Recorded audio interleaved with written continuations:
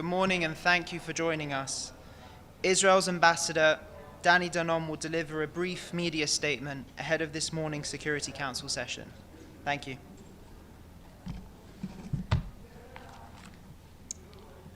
Good morning.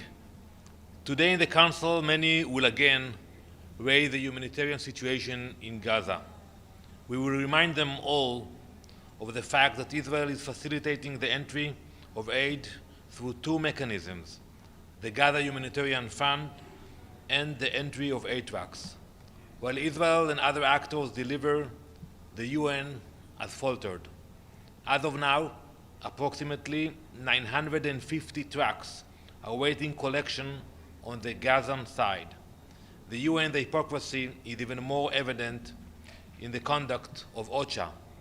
Several weeks ago, Tom Fletcher, OCHA's head, claimed that 14,000 babies in Gaza would starve to death within 48 hours.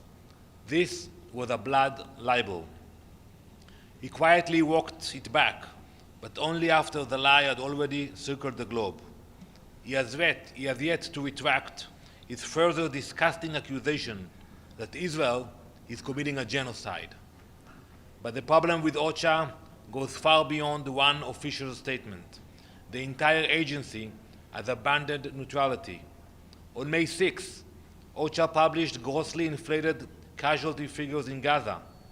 2 days later, those numbers were quietly reduced by more than 10,000. There was no explanation and no accountability. OCHA relies almost exclusively on Hamas-run sources. There is no independent verification, no distinction between civilians and terrorists. When it comes to Israel, the UN standards disappear.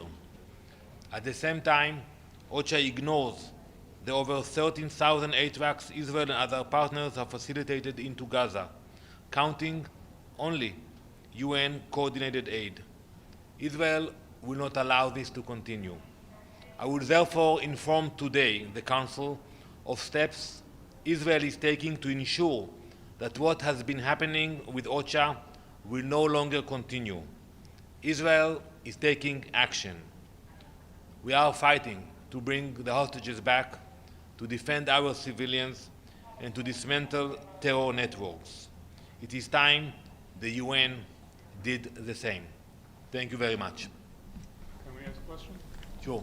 Good morning, Ambassador Ahmed Fathi, ATN News.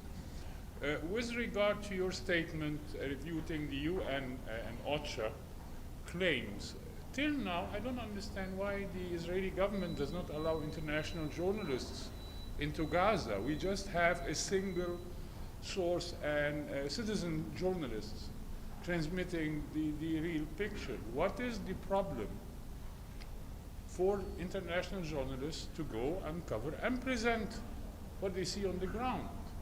And my second question, President Trump announced yesterday that the US is going to be pulling out or withdrawing from UNESCO, citing its position from Israel. Do you have any reaction to President Trump's decision?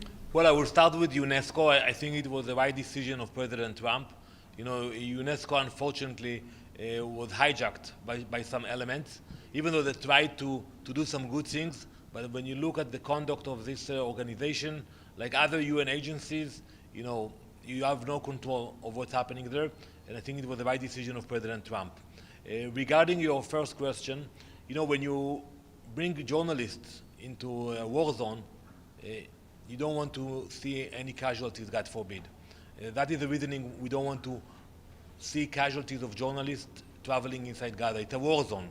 But I agree with you. You know, I think if the journalists will go there, they will be able to see what's happening. And today you get reports from people and from the Hamas mainly, and you can get a lot of lies. So that's something which is being discussed, but the main concern for us that journalists might get killed in a war zone. It's an active war zone today.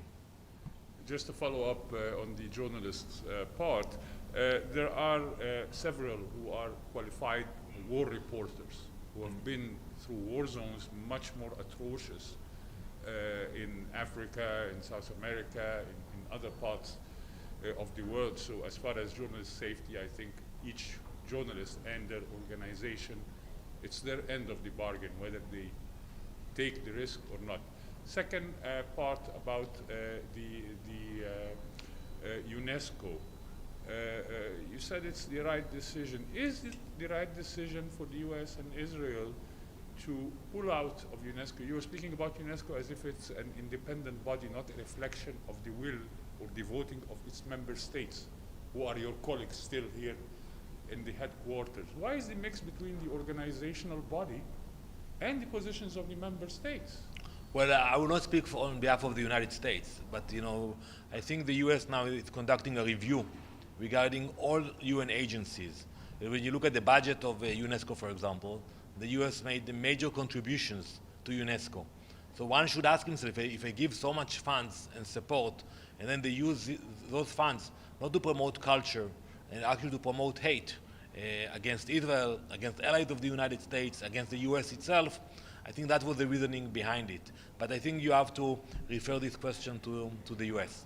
Thank you very much.